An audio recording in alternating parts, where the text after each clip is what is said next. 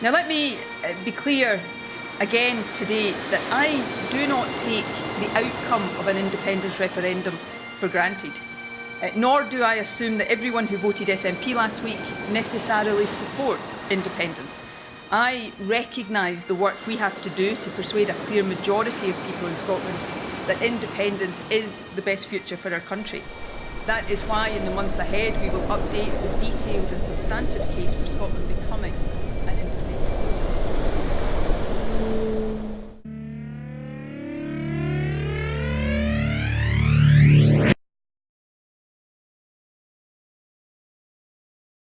Have your pesky voters voted no in an independence referendum? Have another referendum. Has a Brexit referendum not gone your way? Independence referendum. Did you run your election campaign on a Remain platform? A referendum on independence. Whatever your situation, the SNP has a solution for you. An independence referendum. I always find myself a little wary when someone seems to have a one-size-fits-all solution to every problem. And no one is better at making her preset solution the answer to every issue than SNP leader Nicola Sturgeon. Ever since the first referendum didn't go her way, she has looked for every reason possible to demand another, never mind that she signed the Edinburgh Agreement before the last one saying that the result would be respected. Now, I want to confess that I was yes in the first one, and I'm not entirely against the idea of more devolved power in principle, but I am very much for respecting the outcomes of democratic votes. And despite the fact that she keeps telling us she's for democracy, Ms Sturgeon's behaviour both on the Scottish referendum outcome and the Brexit one would indicate that she's not. She's only happy to accept results when they're the results she had hoped for. One of the more interesting problems that she's proposed a solution for, however, is Brexit. While a majority of Scots might not share her vision for independence, 62% did vote Remain during the Brexit referendum. This is in contrast with the overall UK vote to leave. Here, you've got a voting majority, many of who have the adamant Remainer mindset of stopping Brexit at any cost, and who are ready to buy into any solution that will give them what they want. This sounds like a perfect opportunity for the SNP, especially when the polls are showing halfway through the election campaign that support for independence is not rising, but instead falling. Although it's certainly no well-kept secret that Nicola wants another independence referendum, their campaign, particularly the latter part of it, barely mentioned the words. Their campaign reportedly dropped the word independence entirely from more than 2/3 of their campaign leaflets, choosing instead more vague language like put Scotland's future into Scotland's hands.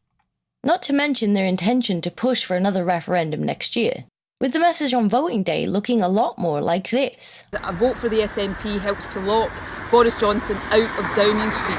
It also helps to find an escape from the mess of Brexit. Than this. Independence referendum. It is rather strange then that the moment it became clear that her party had done quite well in the election, she claimed this. So that independence referendum that was very much at the heart of the SNP's campaign, there is a renewed, refreshed, strengthened mandate for that. While reaching out to more voters was a wise move, knowing she already had the pro-independence voters regardless of what she did.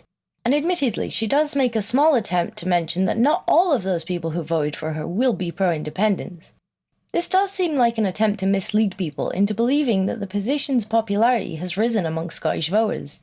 She's obviously already failed to lock Boris out of number 10, and she seems largely uninterested in representing Scotland's interests in Westminster around Brexit, other than her own interests of have another referendum.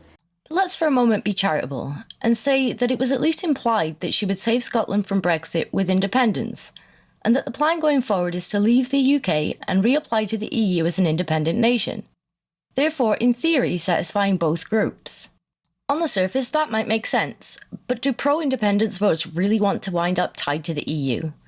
Do Scottish Remainers want to leave the UK? And how likely is it that an independent Scotland could even rejoin the EU? The idea that hardcore pro-independence campaigners could simultaneously also be hard Remain is one that has come under a lot of criticism for requiring some mental gymnastics to make fit.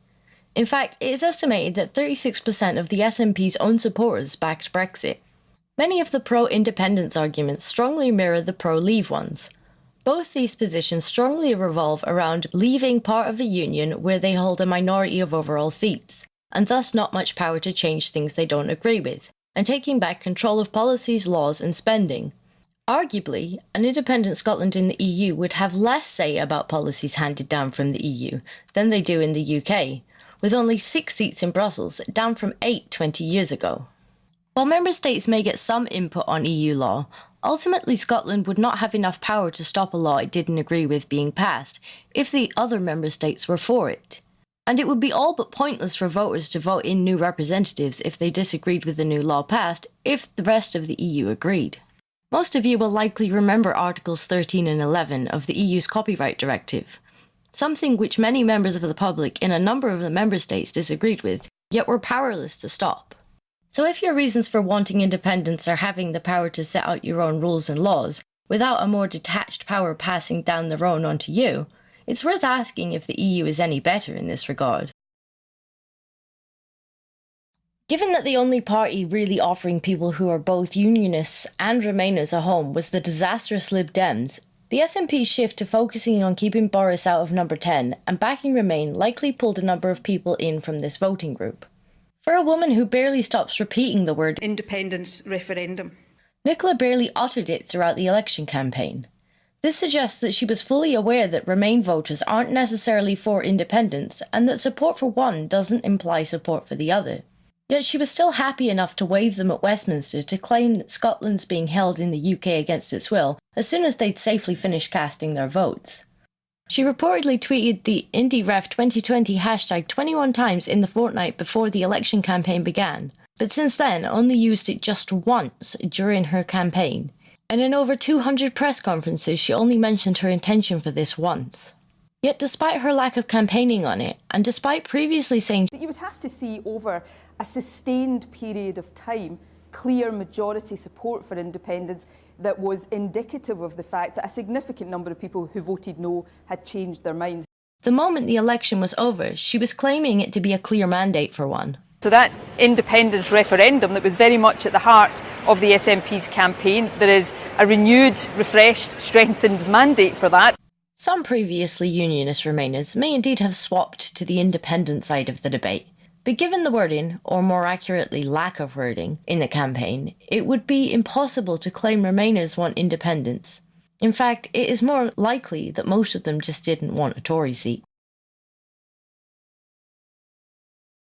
For argument's sake, let's say that she can get her referendum, can convince Scottish Brexiteers rejoining the EU won't be so bad, and can convince enough Remainers that independence is the answer to Brexit, as Scotland can simply rejoin the EU. What then? Could an independent Scotland really just walk back into the EU? One of the main arguments that has come against Scotland rejoining the EU is their application possibly being vetoed by an existing member state, in particular by Spain in light of their issues with Catalan. While this does currently seem to be in Scotland's favour, with Spain having softened its stance on an independent Scotland joining following Brexit, the EU have been clear that an independent Scotland would have to apply like any other country and would get no automatic yes or special treatment for the application, meaning that a veto from any of the member states could cause Scotland some real trouble re-entering the EU. Another massive problem for an independent Scotland would be the application requirements. Now, Scotland's legislation may very well currently be in line with EU regulations, but its spending isn't. Scotland's deficit is around 7%. Compare that with the UK, which is down at 1.1%. This is something that Nicola is well aware of and has commented on back in 2017 when the deficit was even higher, 8.3%. She confirmed that if voters backed independence in the near future, Scotland would need a dramatic improvement in its finances to bring its current spending deficit of then 8.3% down to 3%, the level most economists see as sustainable. She acknowledged that a more sustainable deficit level for Scotland would be under 3%, implying spending cuts or growth in tax revenue of about 7.5 billion would be needed. She argued that the GERS data was not directly applicable to the country's performance after independence, and said that the most immediate economic challenge Scotland was facing was Brexit. I accept that Scotland's economy has challenges, and I always have done, Sturgeon said. Yes, Scotland has a deficit, and it's a deficit I want to see reduced to sustainable levels. This reflects Scotland's position under current constitutional agreements. Of course, if Scotland is independent, getting that deficit down to sustainable levels would be the responsibility of an independent Scottish government, with the challenges that are inherent in that. And here we see independence as our one-size-fits-all solution here again. If only we were independent, we wouldn't be spending more than the rest of the UK. The SNP have not only been vocal against Tory cuts, they already have quite a bit of control over Scotland's taxes and spending. There are already differences in taxation and spending being applied in Scotland, with higher tax for higher earners than the rest of the UK and slightly lower tax for lower earners than their English counterparts. And the SNP is often priding itself on its free university tuition for Scottish students, something which they have recently also extended to EU students coming to the country to study. The SNP also introduced free prescriptions in Scotland in 2011, a policy which now costs £1.3 billion per year and rising. To say that Scotland could only improve its financial situation after becoming independent is nothing but dishonest. The 7% deficit figure doesn't just look bad for the SNP, it poses them a real problem in their plan to rejoin the EU. Under its excessive deficit procedure, the EU states that all member states must not exceed the 3% deficit. And with 7% not only being more than double, but higher than any other existing member state, this could easily be a reason to reject an independent Scotland's membership application.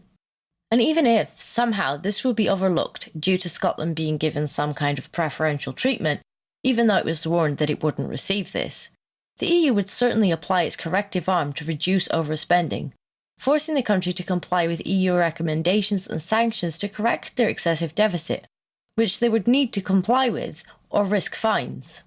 This would almost certainly mean spending cuts and/or tax increases, similar to the ones that Sturgeon has spent years blasting the Tories for.